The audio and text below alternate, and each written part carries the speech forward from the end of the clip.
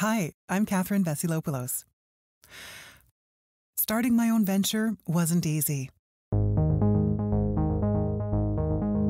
After a decade working in the corporate world, I realized that so many things were out of my control, like layoffs and changes in direction. I didn't like the instability. I didn't want that to define my whole career and professional story. And so I left. I started my own company and achieved more than I ever imagined. Now I'm on a mission to share stories from extraordinary entrepreneurs who are changing the world and who never gave up on their vision.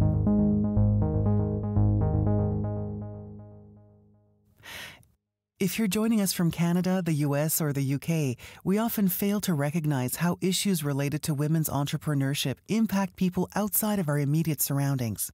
Barriers like gender bias affect women globally. The scope of these issues is often greater than we acknowledge.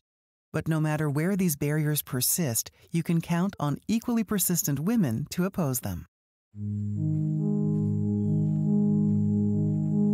Surabhi Yadav has embodied this persistence since she was little. Growing up in a rural village in India, she quickly recognized the difference in expectations between men and women and how these expectations are socially and culturally reinforced in the region where she lives. Rather than accepting the customary path laid before her, Surabhi became a pillar of support for rural women across India, encouraging women to pursue meaningful careers instead of simply focusing on their livelihood. Her nonprofit, Sajhe Sapne, was created with this purpose in mind. The organization educates rural women through community college-like institutions called Sapna Centers, or Dream Centers. But as we spoke, we explored something that she had never had the time to reflect on in depth: how she feels about the initiatives she promotes. In this moving conversation, Surabhi talks about the values and beliefs that are the core of what she does. She also discusses the first time she spoke out as a young girl, the issues that are currently holding back rural women in India from pursuing work that they love, and how the joy of creativity continues to motivate her as a woman entrepreneur. Hi, Surabhi. Thank you. Thank you so much for being with us today. We're so excited to have you as a guest because you have a very special story. I would love to hear more about how you got started in this and what inspired you to bring this into your life and start working on this. I'll start with introducing Sajhe Sapne, my nonprofit. I am a gender and rural development practitioner, and the nonprofit Sajhe Sapne literally means shared dreams. And it's addressing a key problem in India that after 12th standard or after school, rural women, young rural women, don't have real tangible options for professional growth. Usually, the options that are available are marriage, you have some kind of private or government colleges, you have community colleges, or as we call ITIs in India, or small short term vocational courses by a lot of wonderful nonprofits in India. The issue is that none of these options really open up a growth pathway. I think as a sector or as a nation, we're stuck in a livelihoods mentality, which is to say, slight income increment for rural youth, not just women. What we are hoping to push is that can we think in terms of growth pathways instead of livelihoods? Can we think in terms of professional development, career development for rural women? So there are a bunch of structural things that are going on, especially in villages. There are 4 systemic factors that are at play. One is caste, one is class, one is gender, and then there's geography. So in terms of caste, the conditioning that you're given over and over by advantaged caste groups or privileged caste groups is that you don't need dignified jobs. As long as you're getting a chance to live here, you're fine. You don't need dignified jobs, right? Second part of it is class. If you're coming from a low income family, what is expected of you is, again, menial, repetitive, manual jobs, labor intensive jobs. You're not supposed to think big in terms of, I want to think about aspirations. I want to think about, you can think all of those, but the reality is that if you're getting a repetitive, labor intensive job, you're good enough. Then comes the gender. Girls are not being raised with the idea that you're going to earn and someone else is going to be dependent on you. You're raised with an idea that you have to get married and you have to be so good at being daughter-in-law. And that training begins right from age 2 and age 3, because you're seeing All the rewards and all the punishments are centered and anchored around you being an amazing daughter-in-law. Is that what happened with you?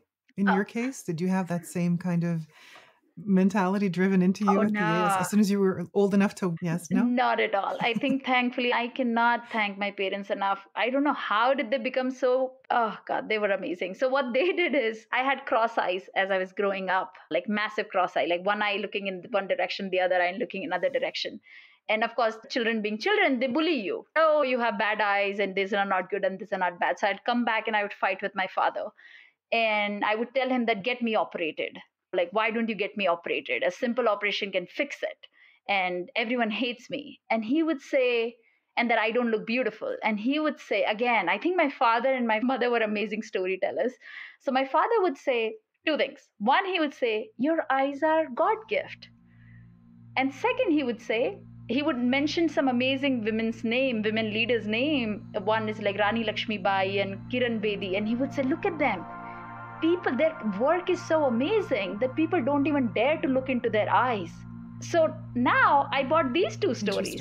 So I internalized my eyes are gift of nature, and I would go to my classrooms and yell back to my classmates, this is God's gift. I have got God's gift.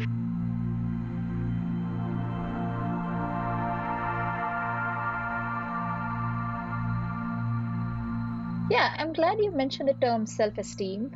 I was 5 or 7 and we were back in our native village in Madhupura, Bundelkhand. And in our village, the rituals or the culture is that women and girls do not attend the wedding procession of the guys in the house. So in Hindu marriages, a wedding procession goes from the groom's house to the bride's house, usually in a different village, and get married there and bring the bride back home. On the wedding card, so it was my cousin's wedding. It was my first cousin's wedding that I remember, and she was my older sister. On the wedding cards, usually they write each and every man's and boy's name as a welcoming party in the house. So we have 4 siblings, and I have an elder brother who's 2 years older than me, and his name was on it, and my name was not on it. And I remember creating a big scene about it, that why is my name not on it? And I go to my mother, who is not supposed to talk to men in the household because she's the daughter-in-law in the household. So she nudges me to go and talk to the papa. Like, she didn't stop me. She didn't justify it like everyone else did, that shut up, what do you do? I go to my father, and my father got 1,000 cards reprinted with a special line written at the end of a wedding card. Special request, our daughter, Surabhi Yadav, welcomes you to this wedding. So I became this first person in the entire village to actually get her name on a wedding card, and then also go to all the rituals that are involved in the process. And fast forward 20, 25 years later, my father recently sent me another wedding card from the family. This time, my niece, who is actually 19 and she's getting married, and her wedding card, which not only mentioned my name, but also mentioned like daughter-in-law's name, with their education listed next to their names. So you were the pioneer and the trendsetter back then. I think my parents were. I used to joke with my father that either you were like really progressive, amazing thinkers, or you were just careless parents that you didn't care whatever is happening to your children, because you just gave us so much freedom. So my parents, what they did is they put us in convent school, and we studied in English education, or whatever, the most prestigious school that was possible in that town. And even if that world was very far away from their own education and upbringing, they just didn't stop us. So we tried a lot of new things. They just didn't come in the way. So a big part of our work is around giving this a wider range of exposure, both inside and outside. Like, what all is possible for yourself? What are your interests? What are your thoughts? What are your questions for the world? What is it that you want to create for the world and for yourself? And then, of course, showing this exposure of there are different kinds of people doing all kinds of interesting things. But in the beginning, that's not the ambition. What you've learned as a child and this idea of creativity can only happen from a place of security and feeling safe. Do you impart that then to your students? Do they understand that concept, and what's going to make them feel safe? If, for example, you're telling me that there are no options for growth, or maybe there's financial insecurity. In Sajhe, we talk about 3 key things: content, culture, and community.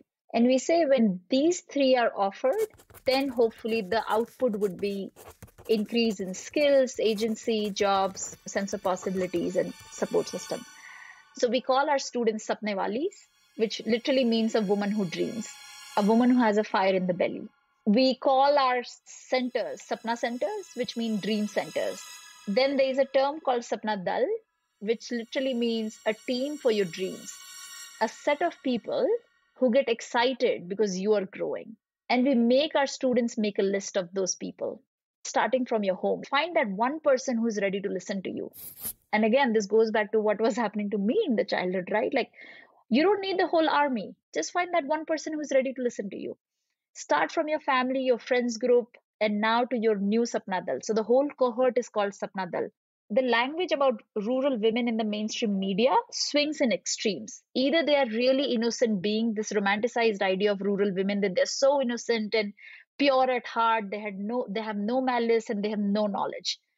And the other side of that extreme is they're so oppressed. This language really doesn't help my students, at least. So then you need to create a new language, which is a lot more empowering. And it plays such a big role. I remember this first year I was sitting with my students. I asked them to write a story about a protagonist has to be rural women. So you just write a story. And there were around 25 students. Each and every one talked about how oppressed she is. So we read the stories and I asked them, how many of you are rural women here? Everyone raised their hands. I said, okay, how many of you are deeply oppressed? And nobody raised their hand. I said, your protagonist is very oppressed. Like, she really doesn't know anything. And they were like, no, Didi, that is different person. But they literally borrowed the language from the mainstream media, the way women are talked about. So then this language piece really creates a situation where it tells them, listen, we expect more from you. You got to expect more from yourself. I'm hearing from the story that you had a certain upbringing, and then you're talking to your students and they're bringing up another set of values that doesn't exactly match what you learned, which was you came from a place of caring and abundance, and your protagonist, so to speak, in your head was more of a positive one. And these women have an idea in their head of what it means to be successful, and yet they write stories about non-abundance. And how does that make you feel? You hear these stories. What does that bring up in you? Or why is it important for you to do this work? Yeah, that's such a fantastic question. How does that make me feel? I think it's a mix of anger and wonder. I would not even say anger, it feels like rage. Like every time I have gotten immensely, like gut wrenching rage from like just to feel it in your nerves. It has mostly been related to gender. I just wonder that how can you not? How can we as a society, as a country, cannot provide opportunities to this whole set of population, which is so hardworking? Like the rural economy is on the backbones, on the heart, on the body of rural women. Everything is run by them. So they're clearly capable. They're so hardworking. They're so eager to learn. How can you not provide them the kind of opportunities that matches their caliber? How have we shrunk everything in just the narrative of the pain and not their potential? What would the world be if they were redesigning it, if they were bringing in their intellect in it, right? Like when we imagine a leader, we often imagine a person standing on a stage, usually a man in a suit, giving life lessons and leadership lessons.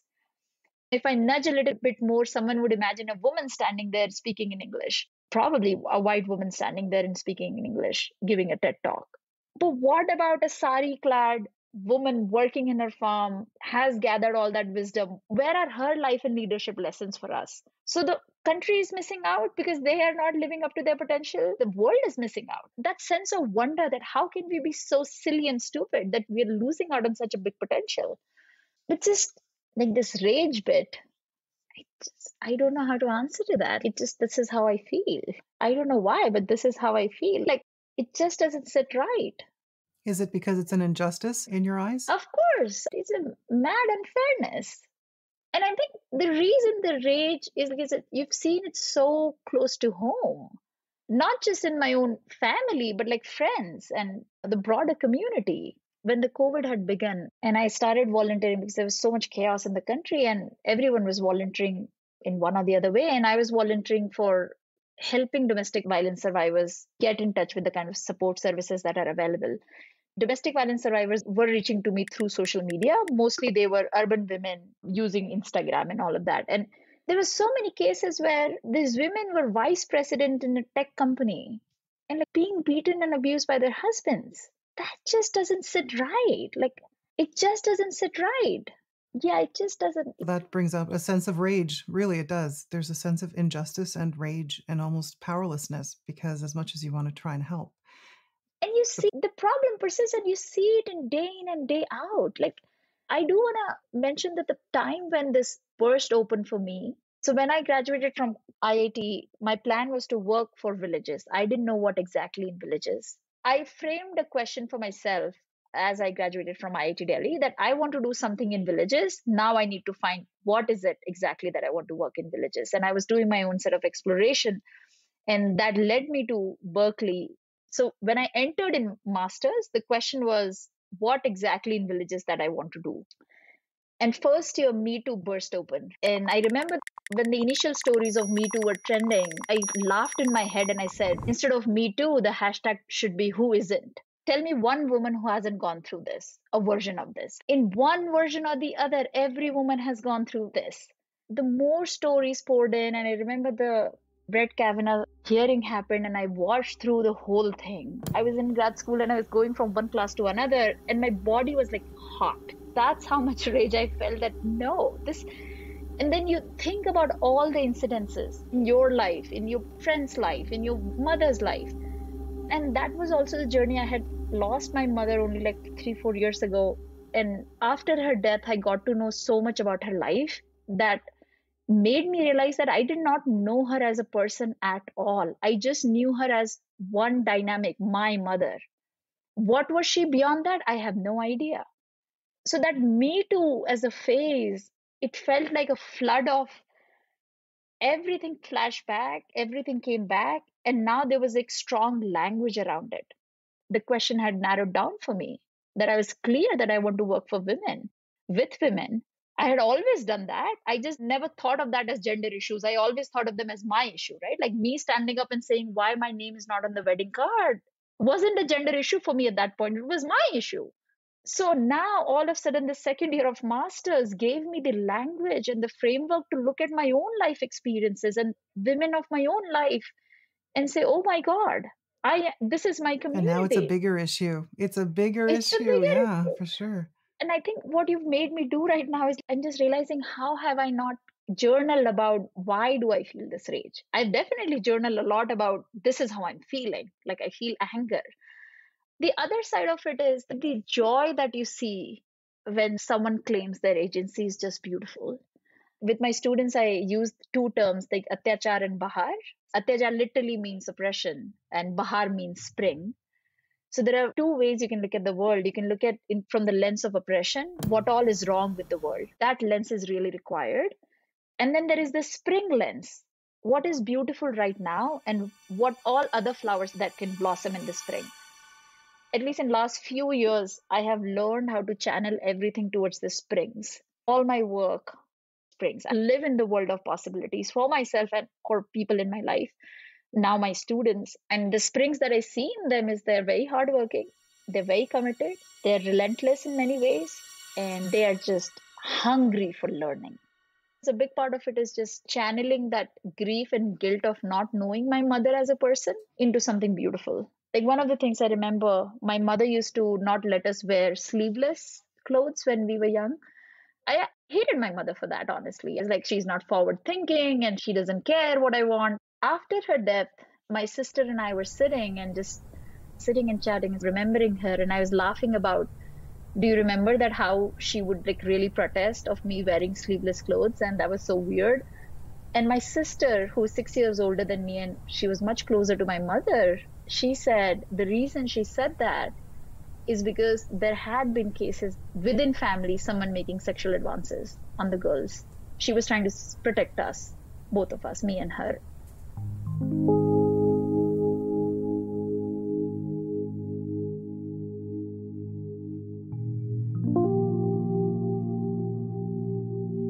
that moment, I felt, oh my God, I misunderstood my mother to such deep extent. Like, here she is trying to protect me in the way she understood. Like, how can you not feel the rage and the grief of not knowing women in your life enough, because the way world is designed? I think that's amazing. Sorry, you're making me cry Yeah, as I'm it's listening to the story. Because we don't understand the motivation behind our parents' actions sometimes, and they're just trying to protect us. But when you're young, you don't see the predators. You don't see what could potentially go wrong. You just believe everyone is good. You believe everyone in your environment is good. And think about it, Catherine, that she managed to protect my positive worldview. Think about the cost that she paid so that I have an abundant sense of worldview. Because it's so beyond my mind that you could live in the same house where you know that your children are not completely safe. What would it like to live like? Because I never felt it. She did. And she protected me. I feel that I now have so much language about how neuroscience function, how our brain functions under traumatic incidences, or all of that. I have the language now. My mother did not have that language. My mother did not have that framework. And yet, her feminism was so solid. I don't know. I just feel, how did this happen? Like, I wonder, what did my mother think about this world? What politics did she have? I have no idea. And what a loss. I don't know enough about my own creator. I did not know my mother enough. I started interviewing people in her life who knew her, and I wanted to know more about her, and I can stop, Catherine. I don't know why this is so emotional. I thought we were going to talk about entrepreneurship, and instead it's turning into this. You asked why rage. It is. Yeah. And the reason I'm continuing to talk... It's a deep question. It's an important question. The rage question is at the root of everything that moves us to change the world. And the reason I'm continuing to talk is because I know if I start crying thinking about my mother, this recording is not going to be finished. So I'll have to keep talking. I know myself. But I want to hug you. So, like right now, sister to sister, I want to hug you. Yeah. Yeah. And I think, honestly, I had convinced myself in the last few years that it's not about rage for me. It's about springs for me now. I want to think about possibilities. But the moment you ask that question, I know how it feels. I still feel it sometimes. I feel it less frequently now than I used to when I was younger. And maybe because I have something to create and channel towards something, but you feel it. And I have felt it in so many instances, not just for myself. Just the other day, we had gone for a government meeting, and I always take my students or my alumni. Our alumni are also our team members now, so they are co-creating the program with us. So there's this huge ass conference room with big chairs, huge table. We are like 5 women, all of us in like salwar suit. My students or my alumni are basically shorter in height, so they're also young and small. They have come from rural India, right? So the kind of clothes that they wear and the way they look and the way they speak, right? There's no problem with that. So the minister who was supposed to sit at the helm and the chairs next beside his chair, I let my team sit there, like my students and Sajhe's alumni sit there. And the person who was coordinating that for us, he basically made this disgusted look on his face. And he said, why are they sitting there? And I said, they are leading the presentation. Because I think our students and alumni are the best ambassadors for our program. They have experienced it. They are the core users of the program. So they are the ones who should lead the presentation. And he made this look. He said, it's a risky thing to do. And I didn't hear that, actually. And I just continued, whatever. My students and my alumni did hear that. So when we came out of that building, and one of them said, Didi, I didn't like that. Did you see his face? And in that moment, I just felt it in my gut again. I said, what? What did he say? And I was like, God, I missed that moment. I should have gone back in. Like, how dare he? How dare he? He didn't even give them a chance. He doesn't even know them. But you see that play out in so many ways. Last year, I remember I was talking to this big company, this huge tech company, huge in India. And their investor is a big proponent of our program. So he connected me to the head of HR. So now I'm sitting there talking to them, telling about the program and telling them, listen, we have front-end coders with us. They're freshers. Can you put them in the pipeline of hiring? Interview them, take their interview, whatever. These people, who's the head of HR, They talked to me for 4 or 5 times. And I think the reason they did that is because their investor had put us in touch with them. And they would keep appreciating the program, but they just did not give them a chance for interviewing. They just didn't do it. So why do you think that is? Is it because that's always been like that and there's a preconceived notion that some people are less worthy than others? No, What did you see in that? I think the heart of the problem is that as a nation, we don't trust the potential of rural youth, like deep trust that I believe that you can go to places. So the way I think about it is, so think about IIT Delhi students, my alma mater. When we were in college, anyone who's thinking about doing something in IIT, they're going to think in terms of the best solution out there. Let's go take that in IIT, because you're not going to think in terms of suboptimal solutions for IIT students. But for rural women, let's think about the most suboptimal solution that is out there. I was talking to this person, her partner was working in like a high level ministry of foreign affairs. So she wanted to volunteer at Sajhe. So I met her and we really hit it off. She told me, why she's interested in Sajhe and why. And she was really high caliber. So I was like, okay, this is going to be interesting if you want to volunteer. Like, you're so experienced and you're so high caliber. And so as I was telling her about the program, that this is what we do in program management, math teaching and all of that. And she said, oh yeah, we also ran a skill development program in another country. And I said, oh yeah, what skills were you teaching? And she said, oh, we opened a tailoring center. So I sat in front of her and she showed me photographs. Then I sat in front of her and I'm thinking that this person has all the government network in the world. This person has a PhD and has traveled to more than 50 countries. This person, the best she could think for rural youth in some other country, rural women in some other country, was tailoring. A solution that has been widely used for rural women and has not led to a lot of growth paths. So why is it the best of our minds are thinking most suboptimal solutions for rural women?